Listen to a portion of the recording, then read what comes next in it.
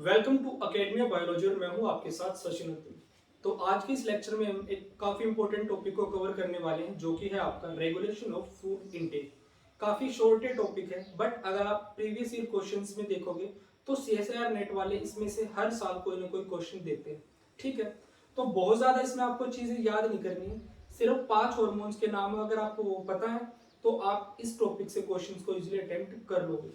तो बिना टाइम को वेस्ट किए हुए शुरू करते हैं। देखो, जो आपका इनटेक रेगुलेशन है, ठीक है, क्या है इनटेक रेगुलेशन। फूड इनटेक या हम लिख लेंगे तो बेटर हो जाएगा। ठीक है, तो फूड इनटेक जो रेगुलेशन है इसमें आपका 5 हॉर्मोन्स का रोल आता है। तो कुछ हार्मोन ऐसे हो सकते हैं जो इस फूड इनटेक को इंक्रीज करवाएंगे और कुछ हार्मोन ऐसे हो सकते हैं जो इस हार्मोन मतलब इस फूड इनटेक को डिक्रीज करवाएंगे। ठीक है, जो इंक्रीज करवाएंगे वो पॉजिटिवली इफेक्ट करेंगे, जो डिक्रीज करवाएंगे वो निगेटिवली इफेक्ट करेंगे। तो जो फूड इनटेक को इंक्रीज करवाते हैं, यहां आपका हार्मोन है एक तो न्यूरोपेप्टाइड वाई, न्यूरोपेप्टाइड वाई, दूसरा है आपका ग्रेलिन। और जो हार्मोन्स आपका नेगेटिवली इफेक्ट करते हैं वो है आपके लेप्टिन, इंसुलिन और तीसरा है आपका मेलेनोकोर्टिन। मेलेनोकोर्टिन, ठीक है। तो ये बेसिक चीजें आपको इसके बारे में पता है तो आप इजीली इस टॉपिक को कवर कर लोगे। तो देखो, जो फूड इनटेक रेगुलेशन आता है आपका होता है बॉडी में, उसमें मेनली जो सबसे ज्यादा इंपॉर्टेंट रोल प्ले किया जाता है वो आपका हाइपोथैलेमस का आता है। हाइपोथैलेमस में आपके कुछ न्यूरॉन्स के क्लस्टर्स प्रेजेंट होते हैं जिनको हम बोलते हैं न्यूक्लियस। तो न्यूक्लियस में भी हमारे पास दो इंपॉर्टेंट न्यूक्लियस हैं जो फूड इनटेक को रेगुलेट करते हैं। ठीक है, तो जो आपकी क्या होती है हाइपोथैलेमस। ठीक है, हाइपोथैलेमस में आपके पास होते हैं cluster of neurons, cluster of neurons. तो मेजरली हमारे पास यहाँ पे दो न्यूरॉन्स के क्लस्टर हैं जिनका सबसे ज्यादा रोल आता है आपका फूड इनटेक रेगुलेशन में। The first one is arcuate nucleus और जो दूसरा है वो है आपका पैरावेंट्रिकुलर न्यूक्लियस।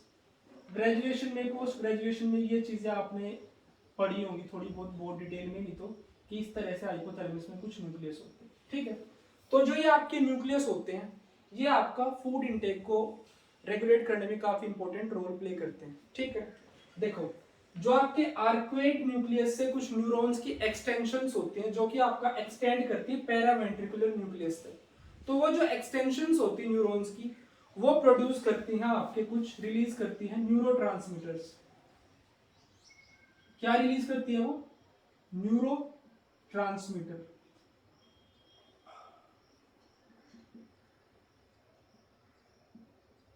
तो न्यूरो ट्रांसमीटर या न्यूरो हॉर्मोन्स में आते हैं आपके, सबसे पहले आता है आपका न्यूरोपेप्टाइड वाई, न्यूरोपेप्टाइड वाई। ठीक है, जो आपका ये न्यूरोपेप्टाइड वाई होता है ये क्या करवाता है, ये आपका इंक्रीज करवाता है, इंक्रीज फूड इनटेक। ठीक है, ये चीज मैं स्टार्टिंग में आप लोगों को बता चुका हूं। उसी के साथ साथ जो आपका स्टमक होता है, स्टमक में कुछ एंडोक्राइन सेल्स होते हैं। स्टमक में क्या होते हैं आपके? स्टमक में प्रेजेंट होते हैं आपके एंडोक्राइन सेल्स, एंडोक्राइन सेल्स। और जो आपके एंडोक्राइन सेल्स होते हैं ये रिलीज करते हैं आपका ग्रेलिन, ग्रेलिन। ठीक है, तो जो आपका ग्रेलिन होता है ये भी आपका फूड इनटेक को क्या करवाता है? इंक्रीज करवाता है। उसी के साथ साथ आपका ग्रेलिन न्यूरोपेप्टाइड वाई के रिलीज को भी इंक्रीज करवाता है। ठीक है, ghrelin stimulate the release of neuropeptide Y और न्यूरोपेप्टाइड वाई अल्टीमेटली आपका फूड इनटेक को इंक्रीज करवाता है। तो सिंपली अगर हम बोलना चाहे तो ये बोल सकते हैं कि ग्रेलिन और न्यूरोपेप्टाइड दोनों मिलकर फूड इनटेक को इंक्रीज करवाते हैं। ठीक है, तो ग्रेलिन के लिए क्या लिख सकते हैं हम? Stimulate release of neuropeptide Y. ठीक है, तो उन्हीं न्यूरोट्रांसमीटर्स में से एक और न्यूरोट्रांसमीटर होता है जिसका नाम है आपका मेलेनोकोर्टिन। मेलेनोकोर्टिन, ठीक है। जो आपका मेलेनोकोर्टिन होता है ये आपका फूड इंटेक को नेगेटिवली रेगुलेट करता है, यानी कि इनहिबिट करता है। तो मेलेनोकोर्टिन क्या करता है आपका? इनहिबिट। मेलेनोकोर्टिन इनहिबिट फूड इंटेक, ठीक है। तो यहाँ पे आपको ये चीज पता होनी जरूरी है कि मेलेनोकोर्टिन कहाँ से रिलीज हो रहा है, ग्रेलिन कहाँ से रिलीज हो रहा है, और आपका न्यूरोपेप्टाइड वाई कहाँ से रिलीज हो रहा है, ठीक है।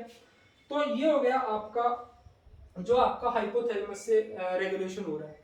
उसी के साथ साथ देखो 1994 में कुछ एक्सपेरिमेंट्स करवाए गए माउस जीन पर, experiments on mouse gene, experiments on mouse gene, ठीक है। उस माउस जीन का नाम था आपका ओबेस, OBESE, ठीक है। तो जो आपकी ओबेस जीन थी ये क्या करवाती थी? ये प्रोड्यूस करती थी एक हार्मोन जिसका नाम था लेप्टिन, ठीक है। तो ओबेस जीन क्या प्रोड्यूस करती है? आपका हार्मोन लेप्टिन। और जो आपका लेप्टिन हार्मोन वो क्या करता है? आपका फूड इंटेक को डिक्रीज करवाता है। तो लेप्टिन क्या करवाता है? डिक्रीज फूड इंटेक, ठीक है। तो ये फूड इंटेक को क्या करवा रहा है? डिक्रीज करवा रहा है, ठीक। तो अब इसमें देखो यहाँ पे लेप्टिन के साथ साथ एक और हार्मोन होता है जिसका नाम है इंसुलिन, ठीक है। तो लेप्टिन और इंसुलिन दोनों मिलके क्या करवाते हैं? फूड इंटेक को डिक्रीज करवाते हैं, ठीक है। डिक्रीज किस तरह से करवाएंगे? ये जो आपकी हाइपोथैलेमस होगी, हाइपोथैलेमस, ठीक है। तो जो आपका हाइपोथैलेमस का फूड इंटेक को इंक्रीज करवाने वाला सर्किट होगा, हाइपोथैलेमस क्या करवाती है? इंक्रीज फूड इंटेक, ठीक है। तो हाइपोथैलेमस का जो फूड इंटेक इंक्रीज करवाने वाला सर्किट होगा ये उसको इनहिबिट करते हैं। दोनों क्या करते हैं? ये उसको इनहिबिट करते हैं। लेप्टिन और इंसुलिन आपका हाइपोथैलेमस के फूड इंटेक वाले सर्किट को इनहिबिट करते हैं, जिससे ये क्या करेंगे? डिक्रीज फूड इंटेक, जिससे फूड इंटेक को डिक्रीज करेंगे। अब जो आपका लेप्टिन है और इंसुलिन है इन दोनों के बारे में एक इंपॉर्टेंट चीज और मैं बता देता हूं। Both of these can cross blood brain barrier. Leptin और insulin can cross blood brain barrier, ठीक है। ये दोनों ब्लड ब्रेन बैरियर को क्या कर सकते हैं? क्रॉस कर सकते हैं। ये आपको यहाँ पे इंपॉर्टेंट चीज एक मेंशन कर रखी है बुक में। आप टोटोरा अगर देखोगे तो उसमें ये सारी चीजें आपको इजीली मिल जाएंगी, ठीक है। तो वहां पे ये मेंशन है कि लेप्टिन और इंसुलिन ब्लड ब्रेन बैरियर को क्रॉस कर सकते हैं। तो ये हो गया आपका ओबेस जीन का रोल। ओबेस जीन आपकी ह्यूमंस में भी सेम फंक्शन परफॉर्म करती है जो कि माउस में परफॉर्म करती है, ठीक है।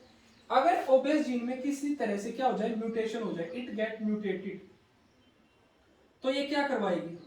एक तो ओबेसिटी करवाएगी, ठीक है। उसी के साथ साथ क्या करवाएगी? ये इंक्रीज फूड इंटेक, ठीक है। अगर आपकी ओबेस जीन नॉर्मल फॉर्म में प्रेजेंट है तो वो लोग लेप्टिन प्रोड्यूस करेगी जिससे आपका फूड इंटेक कम होगा। अगर ओबेस जीन किसी तरह से म्यूटेटेड हो जाए तो ये क्या करेगी? ओबेसिटी करवाएगी और फूड इंटेक को इंक्रीज करवाएगी, ठीक है। तो इसी के साथ आई होप कि आपको आज का एक छोटा सा टॉपिक समझ में आ गया होगा। जो आपकी पॉजिटिव रेगुलेटर्स है न्यूरोपेप्टाइड वाई और आपके ग्रेलिन है, ये फूड इंटेक इंक्रीज करवाते हैं। लेप्टिन, इंसुलिन और मेलेनोकोर्टिन ये फूड इंटेक को डिक्रीज करवाते हैं, ठीक है। तो देखो जो आपका न्यूरोपेप्टाइड वाई है ये आपका कहां से रिलीज होता है? ये रिलीज होता है आपका जो आर्क्यूएट न्यूक्लियस से पैरावेंट्रिकुलर न्यूक्लियस तक न्यूरोनल एक्सटेंशंस होते हैं, ठीक है। तो वहां से आपका न्यूरोपेप्टाइड वाई रिलीज होता है, और जो आपका ग्रेलिन है ये आपका रिलीज होता है स्टमक के एंडोक्राइन सेल्स से। Endocrine cells in stomach produce ghrelin hormone, ठीक है। फिर जो आपका लेप्टिन हार्मोन है इसे कौन प्रोड्यूस करता है, आपका ओबेस जीन, ठीक है। आपका इंसुलिन को आप इंसुलिन के बारे में आपको पता ही होगा। फिर आता है आपका मिलेनोकोर्टिन। मिलेनोकोर्टिन को भी आपके जो आपके न्यूरोनल क्लस्टर्स के एक्सटेंशंस होती हैं वो आपका प्रोड्यूस करते हैं। सो गाइस इसी के साथ हमारा आज का टॉपिक क्लियर कंप्लीट होता है। अगर आपको इसमें कोई अब भी डाउट है then you can ask me in the comment section.